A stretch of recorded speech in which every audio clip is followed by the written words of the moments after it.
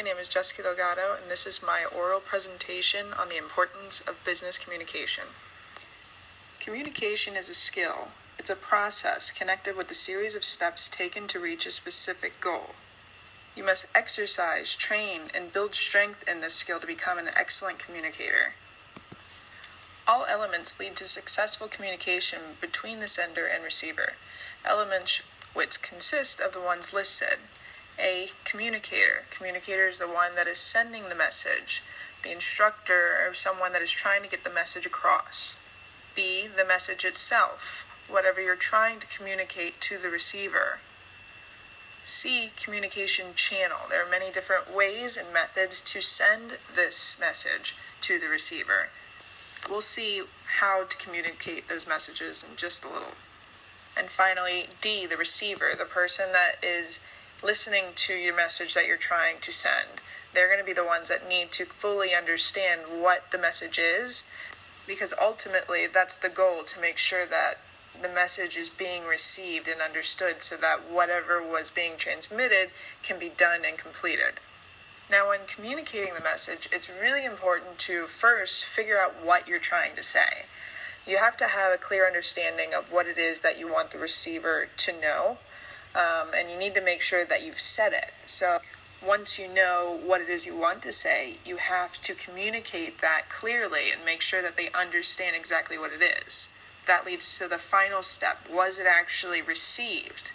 Was your point or message that you were trying to let the receiver know communicated effectively so that they know exactly what it is? Now, when you're sending this message, there's a few key things to remember. For example, if one of the communication channels you're choosing to do is by email or letter, you want to actually make sure that there are no typo errors. That can be very confusing and can conflict and cross signals when you're trying to send that message. So it's really important to kind of make sure that you go through and edit what you're trying to say and make sure you proof everything.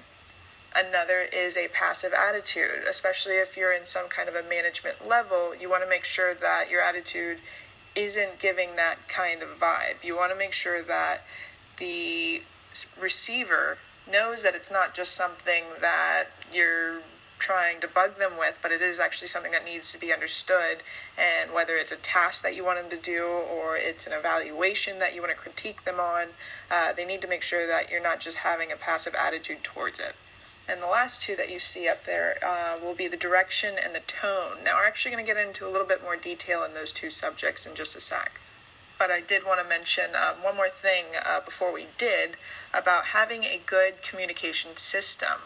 Having that system is really going to help out, because when you have it, you have a guideline to know that if you're in accordance with objects of the enterprise. So it's really important to make sure that you're aligning the way that you send messages either to employers or fellow coworkers that align with your organization or company. Another is the message must be complete. It has to be clear, and it sometimes can be brief. Sometimes that's better.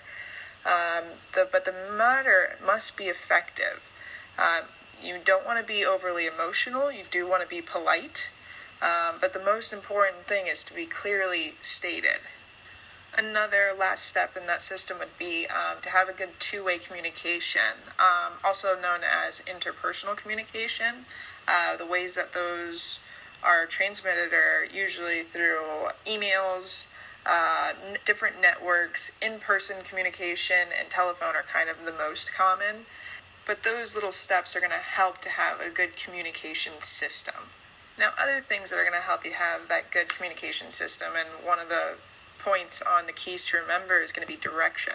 Now, there are many different ways that communication direction can flow. It can go upward, typically when there's complaints or suggestions or any kind of information at the lower level to the managers above.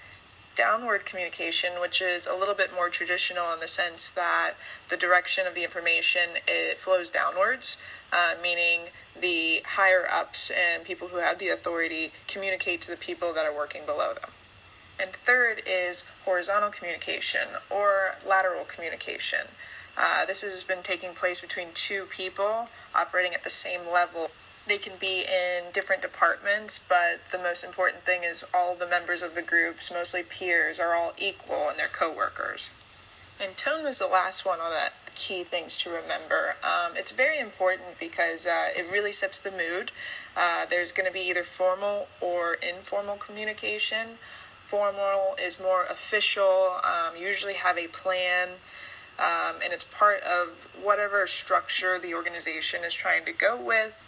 There's usually a goal and task portion of it to kind of keep it as a schedule and knock off certain criteria to get it done. It's not very personal, but it's usually very consistent and rigid as far as regulation of how the communication is being sent.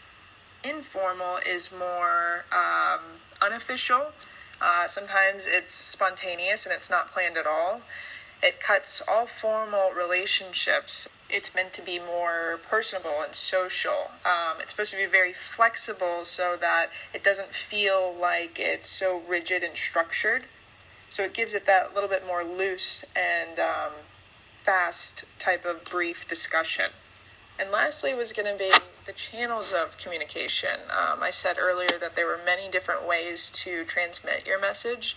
The main ones being oral, having a person-to-person, either over the phone or just a quick meeting in the hallway. The other one would be written, so that could be either through instant message, email, text. The other form of communication, and this is generally when you are having a person-to-person conversation, is the gestural or the nonverbal forms of communication. That also would go in hand with tone. You can kind of set a mood and an attitude with the way that you present the information, even when you are speaking and saying one thing. Your gestures and the way that you stand or move or present that information physically could also just kind of cross and mix signals with what you're actually trying to say. So that would go in hand with trying to make sure that your message is clearly sent and transmitted and that the receiver is understanding exactly what you mean and not getting any kind of cross-mix signals. So that's it. I hope I've explained the importance of business communication. If you have any questions or if you have any feedback, please let me know. Thank you.